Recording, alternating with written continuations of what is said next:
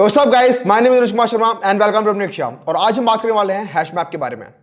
तो अभी तक हमने जितने भी डेटा स्ट्रक्चर देखे हैं ना, आपका हो गया list, set, stack, queues, priority queues, सबके सब अपने आप में बहुत इंपॉर्टेंट है। सबके कुछ ना कुछ फायदे हैं, सबके कुछ ना कुछ बेनिफिट्स हैं, सबके कुछ ना कुछ कॉन्स हैं। लेकिन ये हैश मैप जो है ना, हैश मैप ये आपका मोस्टली यूज डेटा स्ट्रक्चर होने वाला है। मोस्ट इंपॉर्टेंट और मोस्टली यूज डेटा स्ट्रक्चर जो आप करोगे, आपकी कॉम्पिटिटिव प्रोग्रामिंग हो गई, आपके इंटरव्यूज क्वेश्चंस हो गए, ये सब के अंदर आप हैश मैप सबसे ज्यादा बार यूज कर रहे होगे। ठीक है, तो आज बात कर लेते हैं हैश मैप के बारे में। और ये इन सबसे अलग भी है। अभी तक हमने जितने भी डेटा स्ट्रक्चर देखे ना, उनके अंदर आप एक सिंगल वैल्यू स्टोर करते हो। एरे की बात करते हैं, एरे के अंदर आप एक सिंगल वैल्यू स्टोर करते हो। ठीक है, आप लिंक लिस्ट की बात कर लो, आप प्रायोरिटी की बात कर लो, आप एक सिंगल एलिमेंट स्टोर कर रहे हो। या तो आप नाम स्टोर कर रहे हो, या रोल नंबर, कुछ भी स्टोर कर रहे हो, मार्क्स स्टोर कर रहे हो। एक सिंगल एलिमेंट, एक सिंगल वैल्यू स्टोर करते हो। ठीक है, एक हैश मैप एक ऐसा डेटा स्ट्रक्चर है जिसके अंदर आप एक की वैल्यू पेयर में वैल्यू स्टोर करते हो। ठीक है, तो उसके बारे में जानते हैं की वैल्यू पेयर में स्टोर करने से क्या फायदा होता है, किस तरीके से ये की वैल्यू पेयर में स्टोर करके रखता है। इंटरनल वर्किंग जो होती है हैश मैप की, वो बहुत इंपॉर्टेंट होती है। तो वो हम जानेंगे कि जावा के अंदर हैश मैप किस तरीके से इंटरनली इंप्लीमेंटेड होता है। ठीक है, कैसे वो हैश टेबल का कंसेप्ट है, कैसे लोड फैक्टर क्या होता है, कैपेसिटी क्या होती है, वो सब जानेंगे आज। ठीक है, जो कि इंटरव्यू पॉइंट ऑफ व्यू से काफी इंपॉर्टेंट क्वेश्चन होता है कि what is the internal working of hash map. तो जानते हैं, तो स्टार्ट करते हैं हैश मैप के साथ। तो सबसे पहले तो मैप इंटरफेस है। मैप इंटरफेस अभी हमने देखा, मैप इंटरफेस आपका कलेक्शन इंटरफेस को स्टैंड करता है। और इसके अंदर आप in Java elements of map are stored in key value pairs. ठीक है, की वैल्यू पेयर्स के अंदर स्टोर होते हैं। Keys are unique value associated with individual values. A map cannot contain duplicate keys and each key is associated with a single value. तो याद होगा आपको, हमने जब सेट की बात की थी तो मैंने कहा था आपको कि जावा में जो सेट है उसके अंदर आप एक सिंगल वैल्यू ही स्टोर कर सकते हो, मतलब आप डुप्लीकेट वैल्यू स्टोर नहीं कर सकते। ठीक है, हैश सेट की जो हमने बात की थी, सेट का कंसेप्ट ये है कि सेट के अंदर आप मल्टीपल एलिमेंट्स सेम वैल्यू के स्टोर नहीं कर सकते हो। तो एक की होगी, उसके कोरस्पॉन्डिंग ये वैल्यू होगी। अगर आप सेम की के लिए कोई और वैल्यू डालने का ट्राई करोगे हैश मैप के अंदर, तो पुरानी वाली की वैल्यू अपडेट हो जाएगी। बेसिकली ऐसा होता है। ठीक है, तो स्टार्ट करते हैं। We can access and modify the value using key associated with them. In the above diagram we have United State, Brazil and Spain, we have corresponding keys. तो ये उनकी कीज है, देख लो, यूएस, बीआर, ईएस, ये सब इनकी keys हो गई। और इनके कॉरस्पॉन्डिंग वैल्यूज क्या हो गई, इनका पूरा नाम। ठीक है, बीआर, ब्राजील, ईएस, स्पेन, ये कीज हमेशा यूनिक रहेंगी, की हमेशा सेम रहने वाली है, कभी भी चेंज नहीं होंगी। जैसे शेयर मार्केट के अंदर आपका जो की होती है, जैसे सेंसेक्स हो सकता है, निफ्टी हो सकता है, तो ये इनकी कीज हैं। और इसके कॉरस्पॉन्डिंग जो इनकी वैल्यू है, ये जो इनका इंडेक्स है, वो चेंज हो सकता है कभी भी। आज कुछ है, कल कुछ हो जाएगा। ठीक है, लेकिन वो जो की है वो हमेशा सेम रहने वाली है किसी भी चीज़ की। तो यहाँ पे यूएस, बीआर, ये हमेशा कॉन्स्टेंट रहेंगे। ठीक है, तो इस तरीके से की वैल्यू पेयर स्टोर होते हैं। और अब बात कर लेते हैं मैप की इंप्लीमेंटेशन की। तो ये मैप इंटरफेस हो गया आपका, विच एक्सटेंड्स कलेक्शन। और इसके अंदर ये सारी क्लासेज हैं आपकी, hash map, tree map, enum map, linked hash map और वीक हैश मैप। इसके अंदर से आपका हैश मैप और ट्री मैप ही है जो बहुत इंपॉर्टेंट होता है, बाकी इतने इंपॉर्टेंट नहीं होते, बाकी आप बिल्कुल कम यूज करते हो। तो मेथड्स ऑफ हैश मैप क्या होते हैं वो देख लेते हैं। तो put all, put if absent, get. तो इसके अंदर हमेशा देख लो, अभी तक हमने जितने भी देखते कलेक्शन वाले, उनके अंदर ऐड मेथड होता है। और ऐड क्या करता है, एक चीज को ऐड कर देता है, एक एलिमेंट उसके अंदर डाल सकते हो। यहां पर आप पुट करते हो की और वैल्यूज को, एक साथ दो चीजें डालते हो इसके अंदर। ठीक है, कभी भी इसके अंदर एक चीज नहीं डालते, दो चीजें डालते हो, की के कॉरस्पॉन्डिंग वैल्यू डालते हो। ठीक है, तो जरा इसको देखते हैं एक्शन में। इक्लिप्स के अंदर आता हूं मैं, और ये मैप्स का इंटरफेस है, उसके अंदर मैंने मेन क्लास बनाई है। इसके अंदर एक मैप बनाते हैं। और मैप बनाते टाइम, मैप का जब आप ऑब्जेक्ट बना रहे हो, तो ये मैप इंटरफेस है, तो मैं इस तरीके से कर सकता हूँ। यहाँ पे इंस्टेंस बना सकता हूँ। इसको स्पेसिफाई करना होता है कि इसके अंदर की किस टाइप की होगी और वैल्यू किस टाइप की होगी। तो यहाँ पर मैं इसे बताता हूँ कि जो मेरी की होगी वो स्ट्रिंग होगी, और जो वैल्यू होगी वो मेरी इंटीजर होगी, लेट्स से। और इसका नाम मैं देता हूँ मैप, इसका नाम मैं देता हूँ numbers, equals to new hash map. और इसको इंपोर्ट करा लेते हैं हम, और मैप को भी।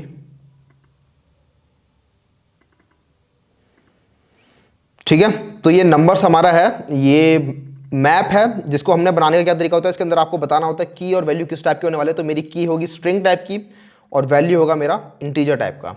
ठीक है, और इसके अंदर हम स्टोर करते हैं, तो स्टोर करने के लिए फंक्शन होता है पुट। तो नंबर्स डॉट पुट। ठीक है, ये पुट वाला फंक्शन जिसके अंदर आप यहाँ देख रहे होगे, ये बोल रहा है स्ट्रिंग की होनी चाहिए और इंटीजर वैल्यू होनी चाहिए। तो की हम कुछ भी डाल सकते हैं, इसके अंदर नल की भी सपोर्टेड होती है। ठीक है, तो की हम इसके अंदर डालते हैं, लेट्स से 1, और 1 के कॉरस्पॉन्डिंग 1। तो ये मैंने इसके अंदर कुछ वैल्यूज डाल दिए इस मैप के अंदर, इनको जरा प्रिंट करा के देखते हैं क्या होता है। तो सिस आउट नंबर्स, तो आपको यहां मिल रहा है 1 के कॉरस्पॉन्डिंग 1 है, 2 के कॉरस्पॉन्डिंग 2 है और 5 के कॉरस्पॉन्डिंग 5 है। तो ये हैश मैप का प्रिंट हो गया यहाँ पे वैल्यूज, ठीक है। 1 के कॉरस्पॉन्डिंग 1 है, 2 के कॉरस्पॉन्डिंग 2 है, 5 के कॉरस्पॉन्डिंग 5 है। तो इसका मतलब क्या है, जो भी हमने कहा था कि इसके अंदर एक की होगी और जो कभी हम चेंज नहीं करेंगे, क्योंकि फायदा नहीं है, की हमेशा कांस्टेंट रहने वाली है। तो इसका मतलब क्या है, ये 1 जो होगा, ये 1 कभी भी चेंज नहीं होगा फ्यूचर में, मतलब की ही चेंज हो गई तो मतलब पुरानी वाली की बेकार हो गई अब। और उसकी कॉरस्पॉन्डिंग वैल्यू हम जब मर्जी चेंज कर सकते हैं।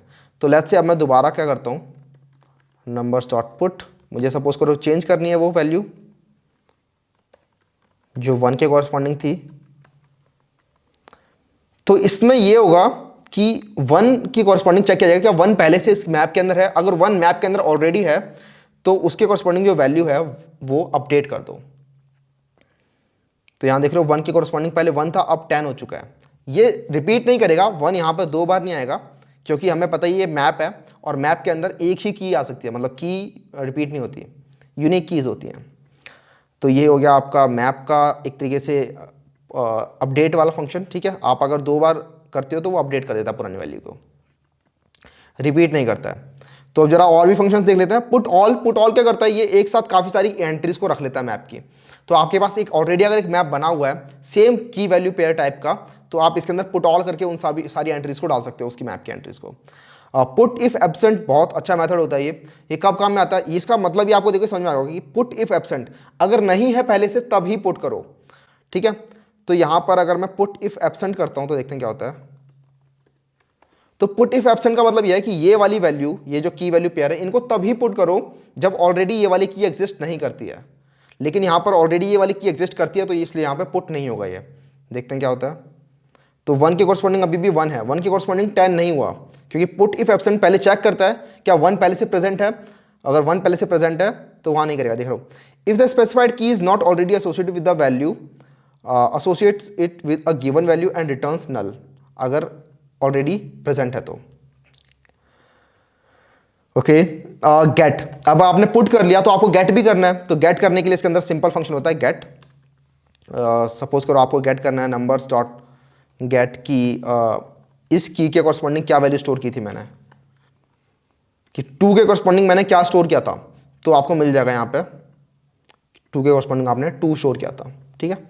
तो इस तरीके से गेट वाला फंक्शन होता है। गेट वाला फंक्शन बेसिकली गेट करके देता है। अगर आप वो चीज़ गेट कर रहे हो जो इसके अंदर नहीं है, जैसे कि 3 हमारे पास नहीं है, तो देखते हैं क्या रिटर्न होता है। तो आपको नल मिलेगा, ठीक है, क्योंकि 3 इसके अंदर ऑलरेडी प्रेजेंट नहीं है इस मैप के अंदर, और आप 3 सर्च कर रहे हो इसके अंदर, तो 3 के लिए आपको नल मिलेगा हैश मैप के अंदर। कंटेन्स की, कंटेन्स वैल्यू, ये काफ़ी इंपॉर्टेंट फंक्शंस होते हैं। ये चेक करते हैं कि आपके ये मैप के अंदर क्या ये की प्रेजेंट है, क्या ये मैप के अंदर आपकी ये वैल्यू प्रेजेंट है। दोनों फंक्शन इस टाइप के होते हैं। तो नंबर्स डॉट कंटेन्स की आप यूज़ कर सकते हो, कंटेन्स की। तो क्या मैप के अंदर 1 प्रेजेंट है, तो ऑब्वियसली 1 प्रेजेंट है, हमें देखा है 1 यहाँ पर है, तो ये हमें ट्रू दे रहा है। लेकिन हम चेक करेंगे कि ये 1 के अंदर 4 प्रेजेंट है, तो मैप के अंदर 4 प्रेजेंट नहीं है, तो ये फॉल्स दे रहा है, ठीक है। तो काफ़ी हैंडी फंक्शन होता है। कंटेन्स वैल्यू भी होता है, लेकिन इसका आप इतना ज़्यादा यूज़ करते नहीं हो। आपकी यूज़ केस में कभी आपका यूज़ आ जाए तो बहुत अच्छी बात है। जैसे कंटेन्स वैल्यू, तो क्या 2x के अंदर वैल्यू है, तो हाँ 2 है इसके अंदर, लेकिन क्या कभी ये वैल्यू है, 3 वैल्यू है, तो 3 नहीं है, ठीक है। तो ये कंटेन्स की कंटेन्स वैल्यू हो गया। रिप्लेस कर सकते हो आप चाहो तो इस तरीके से कि अगर इसके अंदर ये वाली की ऑलरेडी प्रेजेंट है तो रिप्लेस कर दो इस वैल्यू के साथ, ठीक है। तो ये रिप्लेस वाला फंक्शन उसके लिए होता है। और भी कुछ फंक्शंस हैं इसके अंदर, रिप्लेस की ओल्ड वैल्यू न्यू वैल्यू। तो ये वाला पुराने वाले रिप्लेस से डिफरेंट है। डिफरेंट क्यों है? Replaces the value K with the new value only if the key K is associated with the old value. तो अगर ऑलरेडी ऐसा कुछ की वैल्यू पेयर इसके अंदर है जिसके अंदर की और उसके लिए ओल्ड वैल्यू पड़ी हुई है, तभी वो रिप्लेस करेगा न्यू वैल्यू के साथ। इसका मतलब क्या है कि अगर सपोज करो आपने ये रखा हुआ है 1 के कॉरस्पॉन्डिंग 1 यहाँ पर रखा हुआ है आपने, ठीक है, ये अभी हमारे मैप के लिए चल रहा हूँ मैं, तो 1 के लिए 1 रखा हुआ है। तो अगर मैं बोलता हूँ इसको रिप्लेस कर दो 1 जिसकी ओल्ड वैल्यू हो 1 और न्यू वैल्यू हो 10, तो ये इसको रिप्लेस कर देगा, 1 की जगह 10 लगा देगा। लेकिन अगर मैं यहाँ पे बोलता हूँ 1 2 10, तो अब ये इसको चेंज नहीं करेगा, अब ये रिप्लेस नहीं करेगा, क्योंकि ये देखेगा कि 1 के कॉरस्पॉन्डिंग 1 अगर पहले से पड़ा हुआ है तभी मैं इसको एक न्यू वैल्यू के साथ अपडेट करूँगा। तो ये काफ़ी हैंडी फंक्शन होता है, कभी कभी हमें यूज़ करना पड़ जाता है और काफ़ी सारी लाइन्स को बचा लेता है, काफ़ी सारी लाइन्स के कोड को बचा लेता है। अगर ये फंक्शन आपको नहीं पता होता तो काफ़ी कुछ चेक कर रहे होते हो आप, उसके बाद आप ये कर रहे होते हो, लेकिन ये वाला फंक्शन आपका वो सब चीज़ें पहले से टेक केयर कर लेता है। तो इसके अंदर जितने भी फंक्शंस हैं आपको बेसिकली वो पता होने चाहिए, और वो काफ़ी मतलब छोटे छोटे फंक्शंस हैं, लेकिन जब आप यूज़ कर रहे होते हो कॉम्पिटेटिव प्रोग्रामिंग के अंदर तो आपको खुद से काफ़ी सारी लाइनें नहीं लिखनी होती, ये सारे फंक्शन आपका वो काम कर देते हैं। रिमूव एक फंक्शन है, रिमूव क्या करता है, एक की अगर है इसके अंदर मैप के अंदर तो उस की वैल्यू पेयर को रिमूव कर देगा। तो जैसे कि यहाँ से देखते हैं नंबर्स डॉट रिमूव, सपोज करो मुझे ये 2 रिमूव करना है, तो इसने यहाँ से 2 रिमूव कर दिया होगा। हम इसे प्रिंट करके देख सकते हैं, तो इसमें 2 नहीं मिलेगा, 1 और 5 मिलेगा सिर्फ। तो रिमूव वाला फंक्शन हो गया। रिमूव की वैल्यू पेयर, तो ये सिर्फ उस की वैल्यू पेयर को रिमूव करेगा। तो अगर इस की कॉरस्पॉन्डिंग ये वाली वैल्यू नहीं होगी जो रिमूव में दे रखी है आपने, तो रिमूव नहीं होगा। मेरे कहने का मतलब क्या है कि 2 के कॉरस्पॉन्डिंग 4, अगर ऐसा इसे एंट्री मिलेगा तभी रिमूव करेगा इसको, वरना नहीं करेगा। तो यहाँ हम देख रहे हैं यहाँ पे 2 के कॉरस्पॉन्डिंग 2 लिखा हुआ है, और यहाँ पर हम देख रहे हैं 2 के कॉरस्पॉन्डिंग अगर 4 है तो रिमूव कर दो, तो ऑब्वियसली ये वाला 2 आपका रिमूव नहीं होगा। ठीक है, तो ये वाला 2 रिमूव नहीं हुआ आपका। तो की वैल्यू पेयर दोनों डाल सकते हो आप इसके अंदर। की सेट आप ले सकते हो, तो वो बेसिकली होता क्या है, आप देख रहे हो यहाँ मैप के अंदर क्या चीज़ें स्टोर हो रही हैं। ये आपकी कीज़ हैं 1 2 5, और ये आपकी वैल्यूज़ हैं 1 2 5 जो न्यूमेरिकल वैल्यूज़ हैं। तो आप इसके अंदर से चाहो तो मैप के अंदर से कभी कुछ क्वेश्चंस हो सकते हैं जिसके अंदर आप पूरा का पूरा जितना भी कीज़ अभी तक हमारे पास हो चुकी हैं उनका एक सेट चाहते हो कि की का हमारा पूरा का पूरा एक सेट हमें मिल जाए। तो उसके लिए आप की सेट आप मंगा सकते हो। तो नंबर्स, जैसे मैं यहाँ पे लिख देता हूँ कुछ लाइन है, तो सिस आउट नंबर्स डॉट की सेट, तो ये क्या करेगा, एक सेट ऑफ कीज आपको रिटर्न कर देगा। देख रहे हो ये आपकी कीज हैं 1 2 5, ये आपकी कीज हैं, इसने आपको ये सेट रिटर्न कर दिया है। सिमिलरली एक इसके अंदर होता है वैल्यूज, जो आपको सारी सारी वैल्यूज रिटर्न कर देता है एक सेट में डाल के। ठीक है, ये देख रहे हो ये आपको सारी सारी वैल्यूज मिल चुकी हैं। सिमिलरली एक और चीज होती है इसके अंदर, entries numbers dot entry set, तो ये आपको सारी सारी एंट्रीज दे देता है एक कलेक्शन में डाल के 1 के कॉरस्पॉन्डिंग ये। और ये जो एंट्री सेट होता है ना, ये आपको एक इसके अंदर देख रहे हो, यहाँ दिख रहा है आपको, it gives a set of entry which is entry जिसके अंदर स्ट्रिंग और इंटीजर है। तो आप ये समझ सकते हो जो मैप होता है इसके अंदर ये जो चीज़ होती है ना, ये चीज़ 1 के कॉरस्पॉन्डिंग 1, ये एक एंट्री होती है। तो बेसिकली आप ये समझ सकते हो कि जो मैप है, सपोज करो ये मैप है मेरा, इसके अंदर कुछ नहीं है, इसके अंदर बहुत सारी एंट्री हैं। ठीक है, बहुत सारी एंट्रीज हैं इसके अंदर, और एंट्रीज के अंदर 2 चीज़ें होती हैं, ये आपकी एंट्री हो गई। एंट्री 2 चीज़ें रखता है अपने पास। तो एंट्री सपोज करो एक क्लास है, तो एंट्री के पास 2 चीज़ें होती हैं, एक होती है की और एक होती है वैल्यू। और इनका टाइप क्या होता है, तो आप इनका टाइप डिफाइन करते हो जब आप मैप बना रहे होते हो। तो जब आप मैप बनाते हो तो आप बताते हो कि जो इसके अंदर एंट्रीज आएंगी उनका क्या टाइप होगा। ये की का टाइप होता है और ये वैल्यू का टाइप होता है। तो आप बताते हो, जैसे हमने बताया था स्ट्रिंग और इंटीजर, तो सिमिलरली वो एंट्री का भी वही टाइप बना देता है। ठीक है, तो एंट्री का भी के वी सेम टाइप होता है। तो इसके अंदर जो ये की होगी वो के टाइप की होगी, और जो वैल्यू होगी वो वी टाइप की होगी। इस टाइप की कुछ क्लास है, और इस मैप के अंदर, इस मैप डेटा स्ट्रक्चर के अंदर ये बहुत सारी एंट्रीज होती हैं। ठीक है, तो ये आपको एंट्री सेट निकाल के दे सकता है उसके अंदर से। इस तरीके से लेड आउट होता है स्ट्रक्चर आपका, जिससे कि आपका कोड रिपीट ना हो। तो जेडीके बनाते टाइम उन लोगों ने एंट्री क्लास अलग बनाई है, मैप क्लास अलग बनाई है। अब जितने भी उनको एंट्री लेवल पे ऑपरेशन कर रहे हैं वो आपकी एंट्री क्लास उसकी टेंशन लेगी। जितने entry as a whole collection के ऊपर ऑपरेशन कर रहे हैं वो मैप उसकी टेंशन लेगी। ठीक है, इस तरीके से। तो ताकि कोड रिपीट ना हो बार बार, इसलिए इन्होंने यहाँ पे क्लासेस बना रखी है, मल्टीपल चिल्ड्रन क्लासेस। तो एंट्री सेट यहाँ पे हो गया। कुछ और बचा, कुछ और नहीं बचा है। और कुछ ऑपरेशंस हम देख लेते हैं। सपोज करो आपको इटरेट करना है सारी एंट्रीज के ऊपर एक ही करके, कुछ भी ऑपरेशन हो सकता है आपका जिसके अंदर आपको सारी सारी एंट्रीज के ऊपर इटरेट करना है। तो आप क्या करोगे, for entry which is string integer, तो मैं यहाँ एक फॉर ईच लूप लगा रहा हूँ,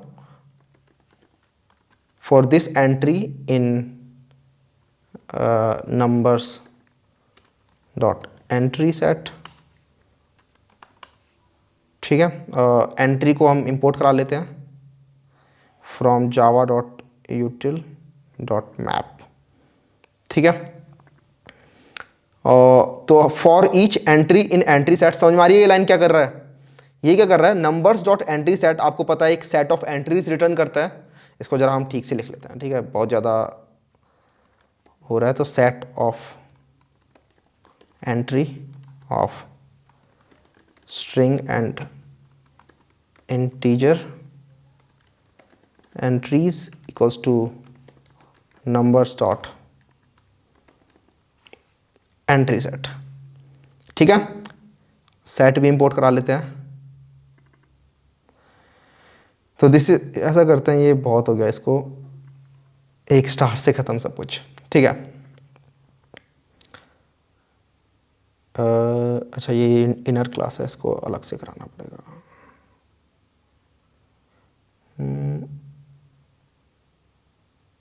ये रहा। तो ये हो गया हमारा सेट जो हमें नंबर से मिल रहा है। नंबर्स डॉट एंट्री सेट से हमें ये सेट ऑफ एंट्रीज मिलती हैं।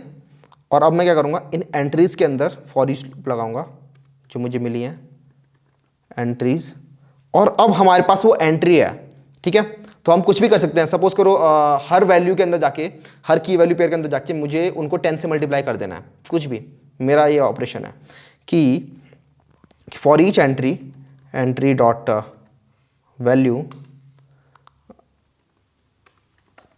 Entry dot value multiply by 100, ठीक है। समझ में आया यहाँ पे क्या कर रहा हूँ? यहाँ पर मैं हर एंट्री में जा रहा हूँ और उसकी वैल्यू सेट कर दे रहा हूँ। कैसे? पहले मैं उसकी करंट वैल्यू ले रहा हूँ और उसकी वैल्यू को 100 से मल्टीप्लाई कर दे रहा हूँ। तो अगर ये करने के बाद मैं नंबर्स दोबारा से प्रिंट करूँगा अपने, तो देखते हैं क्या प्रिंट होते हैं। तो मेरे नंबर्स देख रहे हो 100 से मल्टीप्लाई हो चुके हैं। तो आपको ये समझ में आ गया होगा एंट्रीज का। मैं यहाँ से आपको समझाना चाहता था कि ये एंट्री सेट क्या होता है, ठीक है।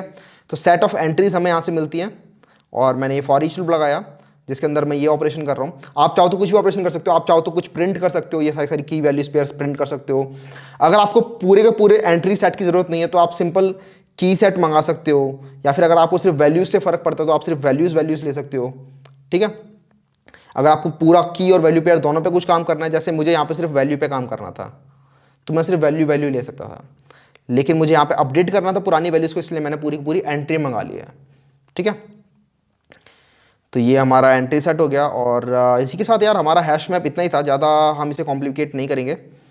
इसकी हम जाके ना एक बार वर्किंग देख लेते हैं, और वर्किंग ही होती है जो इसकी इंपॉर्टेंट होती है। इसके ऊपर कुछ क्वेश्चंस होते हैं, क्वेश्चंस इसके ऊपर मल्टीपल क्वेश्चंस होते हैं, मल्टीपल टाइप के क्वेश्चंस होते हैं, लेकिन वो हम देखेंगे नेक्स्ट वीडियो में। आज हम इसकी इंटरनल वर्किंग को थोड़ा ठीक से समझ लेते हैं। तो इससे पहले कि यार हम हैश मैप की इंटरनल वर्किंग के अंदर घुसें, एक चीज़ समझ लेते हैं कि हैश मैप जो होता है इसके अंदर जितने भी हमने ऑपरेशन देखे ना अभी तक, पुट वाला, गेट वाला ऑपरेशन, कंटेन्स वाला ऑपरेशन, अपडेट वाला ऑपरेशन, जितने भी इसके अंदर ऑपरेशन होते हैं वो सारे सारे आपके O(1) मतलब कॉन्स्टेंट टाइप के अंदर हो रहे होते हैं, ठीक है। हैश मैप जैसे हमने सेट मैप देखा था, सारे सारे ऑपरेशन जो सेट के अंदर होते हैं कॉन्स्टेंट टाइम के अंदर हो रहे होते हैं, और वो आपका हैश मैप का यूज कर रहा होता है। सिमिलरली यहाँ पर भी आपके कॉन्स्टेंट टाइम में सारे सारे ऑपरेशन हो रहे होते हैं। जरा इस एरे को देखते हैं।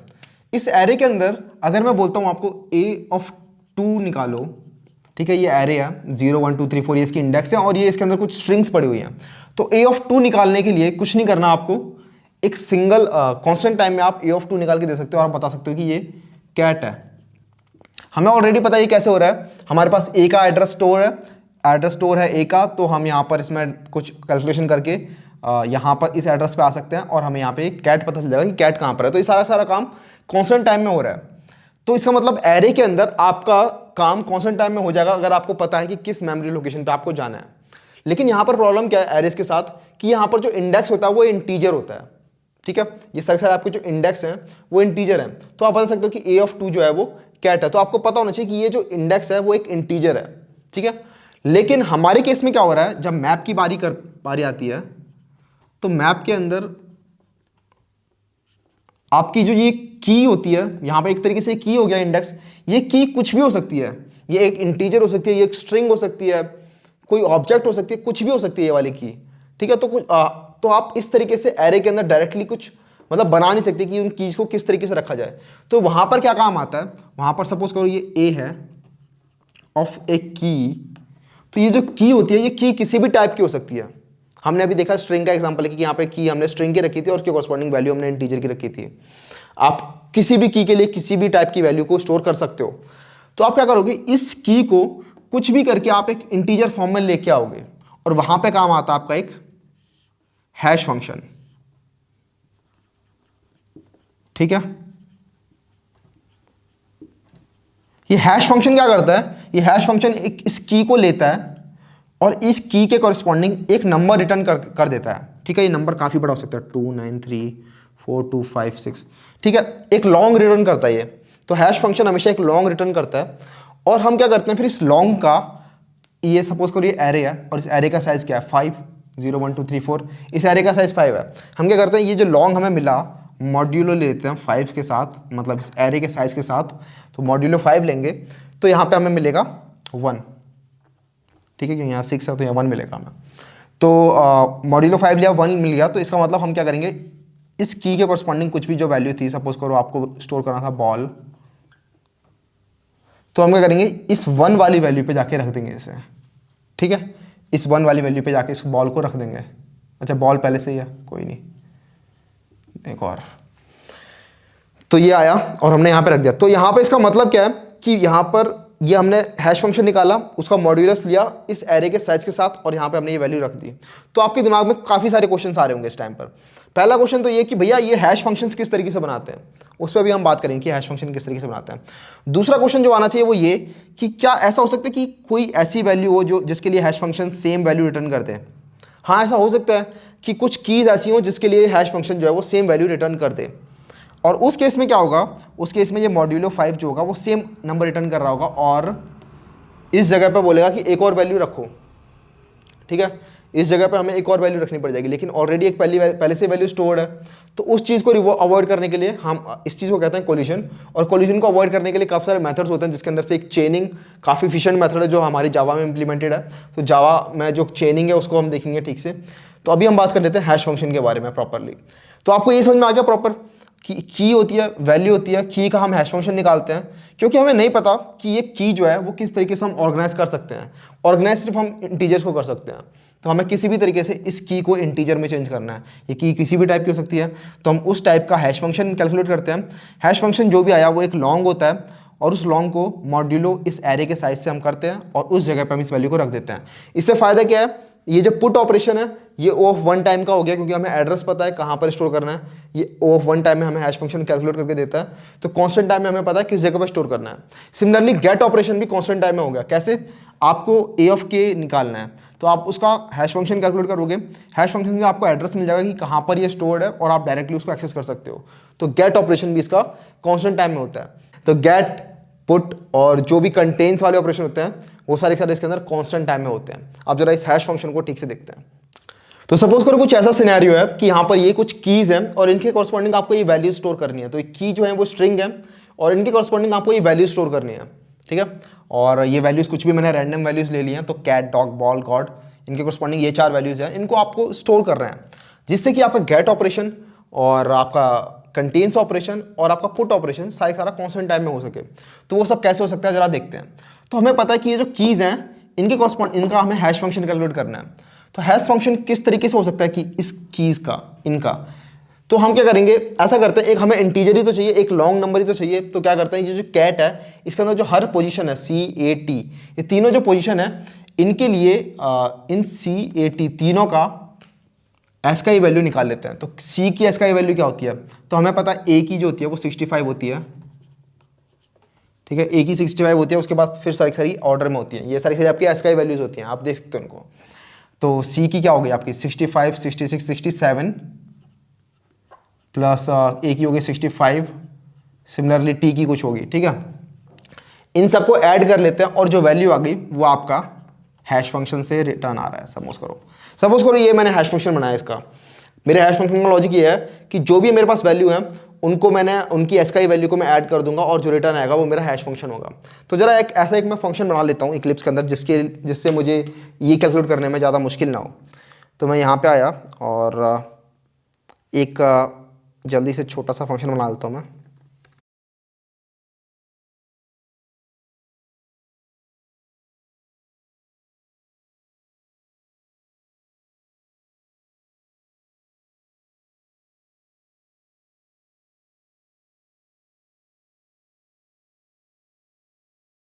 ठीक है, पे फंक्शन मेरा तैयार है। मैं क्या कर रहा हूँ, फॉर लूप लगा रखा है और स्ट्रिंग के अंदर मैं ट्रेवर्स कर रहा हूँ और एस डॉट कैरेट आई, तो ये इस कैरेक्टर की एसकाई वैल्यू रिटर्न करेगा मुझे, इंटीजर वैल्यू। और मैं उनको एक हैश, एक वेरिएबल बना रखा है, उसके अंदर अपेंड करते जा रहा हूँ, ऐड करते जा रहा हूँ बेसिकली। और जो उनका फाइनली जो सम होगा ये मुझे यहाँ से मिल जाएगा। तो इन सब चीज़ों को मैं एक बार कमेंट कर देता हूँ और इन चारों के लिए जो वैल्यू है वो ज़रा मैं रख लेता हूँ अपने पास। तो sysout get hash of cat,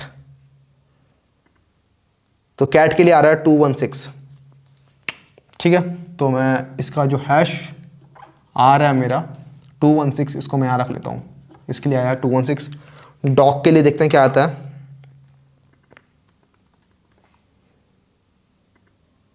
dog के लिए आया 218। बॉल के लिए देखते हैं क्या आता है।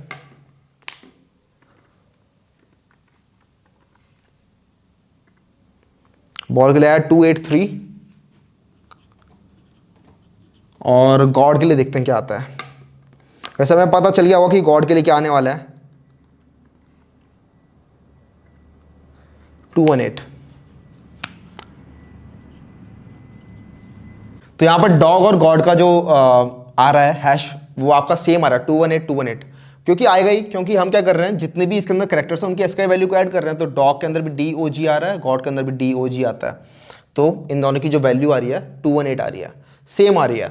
ठीक है, अब हमें क्या करना है, मैंने जैसे बताया कि जो हमारा एरे है, तो ये हमारा एरे है, सपोज करो इनिशियल हमारा ये एरे है जिसके अंदर 5 इसकी कैपेसिटी है। ठीक है, इस एरे की कैपेसिटी 5 है, इसका मतलब इस एरे का साइज इनिशियली 5 है। तो हमें क्या करना है, इस बड़ी सी वैल्यू को 5 से मॉड लेना है, क्योंकि ये बहुत बड़ी वैल्यू है और हमारा जो एरे है वो कुछ लिमिटेड साइज का है।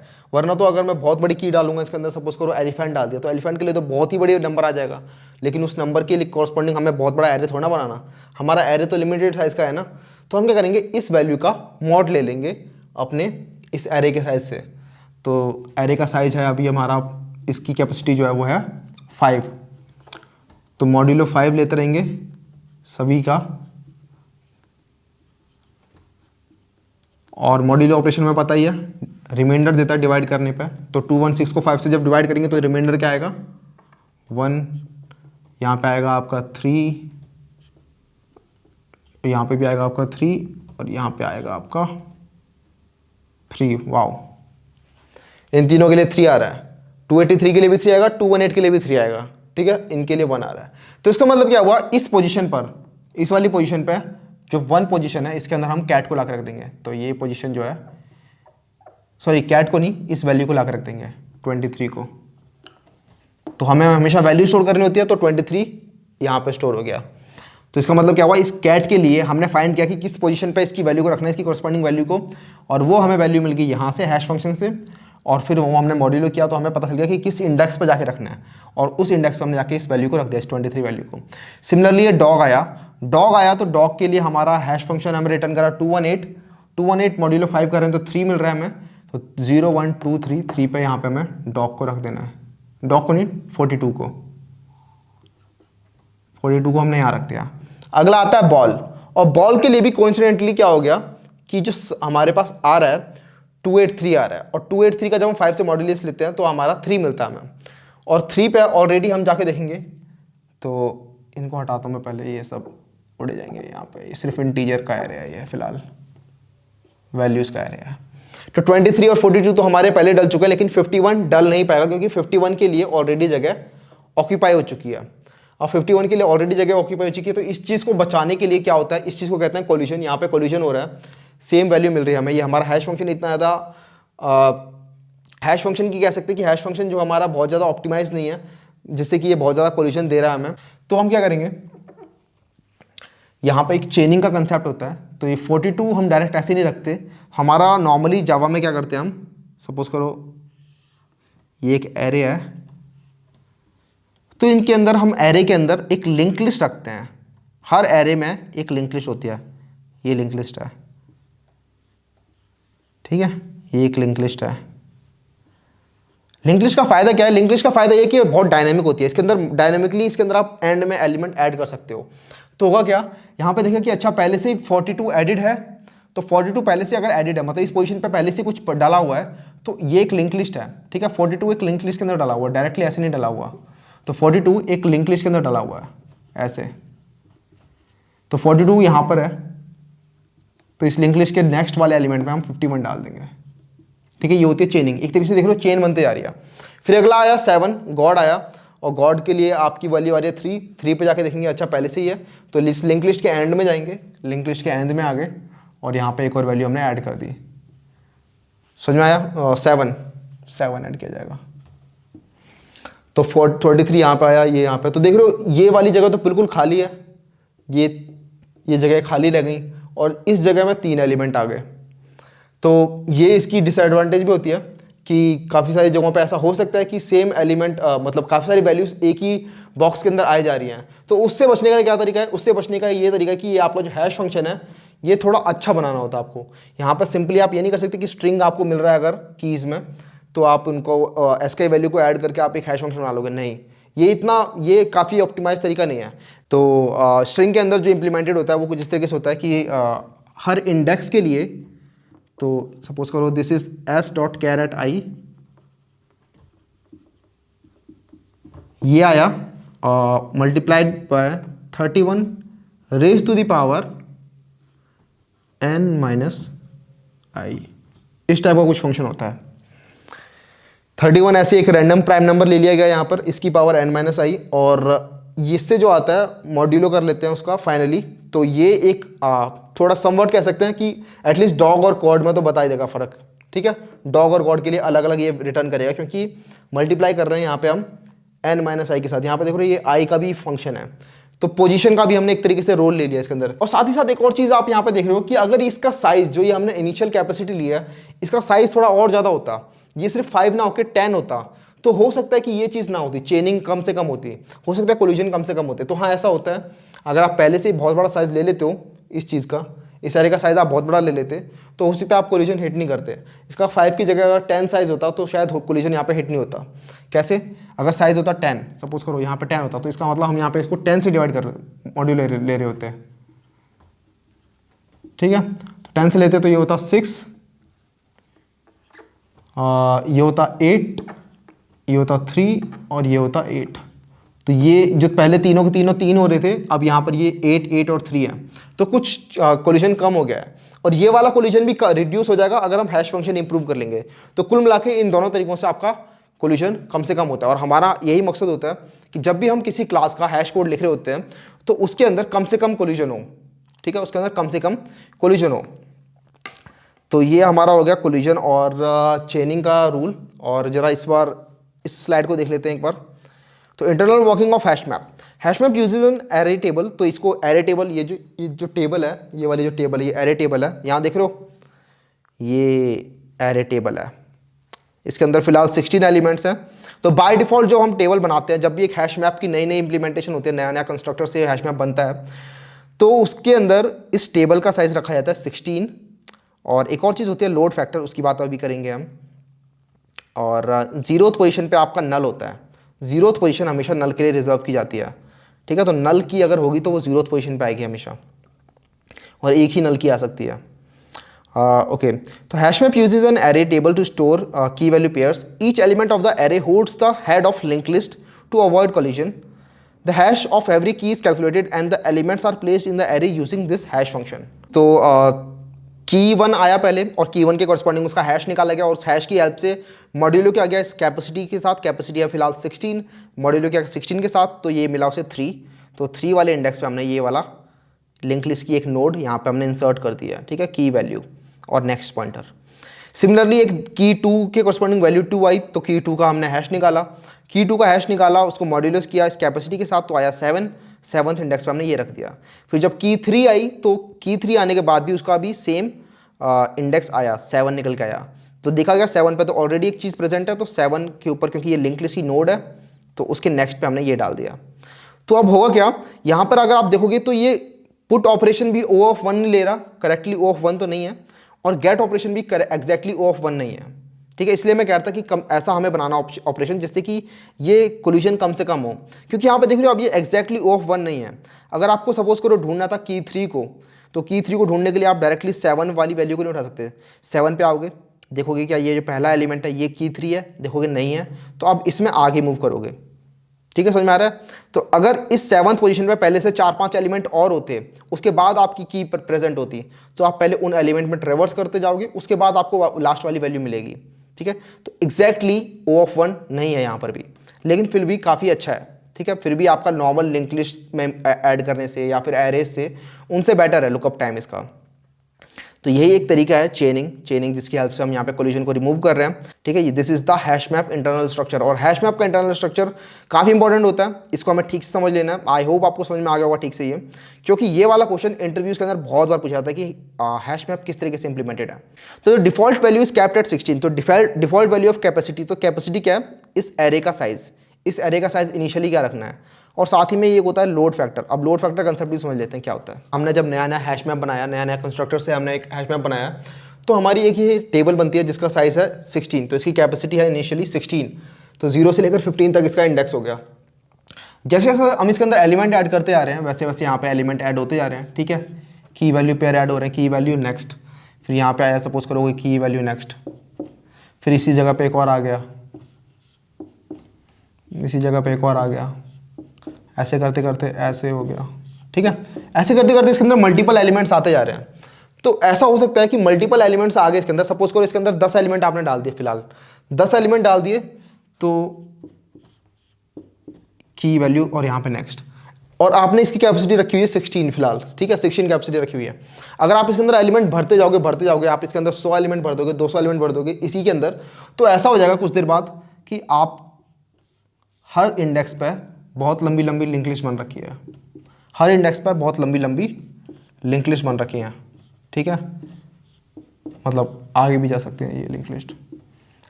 ऐसा हो सकता है अगर आप रुकते नहीं हो, तो कब रुकना चाहिए और कब इस एरे के साइज को बढ़ाना चाहिए, वह होता है आपका लोड फैक्टर। तो हमारा एक लोड फैक्टर काम में आता है उस टाइम पे। तो लोड फैक्टर क्या करता है, एक सर्टेन परसेंटेज है कि जब इतना परसेंट अगर आपका एरे भर गया, इतना परसेंटेज अगर आप इसके अंदर इसमें एलिमेंट डाल चुके हो, तो आप एरे के साइज को डबल कर दो। ठीक है, डायरेक्टली डबल कर देते हैं। तो जावा के अंदर बाय डिफॉल्ट जो होता है लोड फैक्टर होता है 0.75, यहाँ पे लिखा हुआ है 0.75। तो 0.75 का मतलब क्या है कि 16 का 0.75 कितना हो गया, 16 का 0.75 हो गया 12। इसका मतलब जैसे इसके अंदर 12 एलिमेंट आ गए, इसके साइज को डबल कर दो। अभी फिलहाल इसका साइज 16 है, इसके साइज को 32 कर दो, और अगर आपने इसका साइज 32 किया 16 से, तो उसके बाद आपको यहाँ पर सबका रीहैशिंग दोबारा से करना पड़ेगा, सबका हैश दोबारा से कैलकुलेट करना पड़ेगा, क्योंकि अब इसका साइज हो चुका है 16 से 32। तो पहले जो एलिमेंट यहाँ पर आ रहा था इस पोजीशन पर, थर्ड पोजीशन पर आ रहा था, हो सकता है कि अब वो थर्ड पोजीशन पर ना आए, हो सकता है वो अब किसी और पोजीशन पर आए, क्योंकि साइज बढ़ चुका है। ठीक है, तो जैसे ही लोड फैक्टर आप रीच करते हो, लोड फैक्टर रीच करते के साथ ही हमें इसके साइज को डबल करना होता है और रीहैशिंग करनी होती है। और रीहैशिंग में सारे एलिमेंट्स को एक एक करके जाते हैं, सारे एलिमेंट्स पे इनका हैश कैलकुलेट करते हैं और इनका मॉड लेते हैं नई कैपेसिटी के साथ। तो अब नई कैपेसिटी हो चुकी है 32, और उसके कॉरस्पॉन्डिंग इसको जाके स्टोर कर देते हैं। इससे फ़ायदा क्या होता है, ये जो लंबी लंबी चेन बन जाती हैं, वो लंबी लंबी चेन अब छोटी छोटी चेन हो जाएंगी। ठीक है, और आपका लुकअप टाइम जो होता है, बार बार आप सपोज करो आपको कुछ लुकअप करना है और वो एलिमेंट यहाँ रखा हुआ है, इस जगह पे है, ना कि यहाँ रखा हुआ है, तो आप ढूंढने आते हो, आपको ये इंडेक्स मिलता है, उसके बाद आप इसमें आगे जाते रहते हो। ठीक है, लीनियर, ये आपका लीनियर है। इस चीज़ को कम करने के लिए टाइम कॉम्प्लेक्सिटी हमें, क्योंकि क्लोज टू O1 चाहिए, क्लोज टू कॉन्स्टेंट चाहिए, लेकिन यहाँ पे आप आगे मूव कर रहे हो। ठीक है, तो ताकि आपकी time complexity close to O1 रहे, कॉन्स्टेंट रहे, इसलिए इसके साइज को हम डबल करते रहते हैं जब भी आप लोड फैक्टर हिट करते हो। बाय डिफॉल्ट 0.75 रखा गया है, तो 0.75 थोड़ा ठीक है, ट्रेड ऑफ स्पेस भी कम ले रहा है और टाइम भी हम इसमें मैनेज कर पा रहे हैं अपना। ठीक है, तो ये एक 0.75 रखा गया है। तो ये हो गया आपका हैश मैप का इंटरनल स्ट्रक्चर किस तरीके से काम करता है। मुझे लगता है हैश मैप हमें ठीक से समझ में आ चुका है, और इसके जितने भी हमने ये फंक्शंस हैं, इसकी इंप्लीमेंटेशन है, हम समझ चुके हैं। हैश मैप काफ़ी इंपॉर्टेंट डेटा स्ट्रक्चर है। कई बार कंपनीज के अंदर इंटरव्यूज आप दे रहे होते हो, तो हैश मैप सिर्फ बोल देने से ही समझ जाते हैं कि हाँ इसको पता है किस तरीके से होने वाला क्वेश्चन। ठीक है, तो हैश मैप की बहुत ज़्यादा इंपॉर्टेंस है। तो इसकी इंटरनल वर्किंग हो गई है और नेक्स्ट वीडियो में हम करेंगे हैश मैप के ऊपर कुछ क्वेश्चंस। तो नेक्स्ट वीडियो में मिलते हैं, तब तक के लिए चलते हैं यार। See have a good day, bye.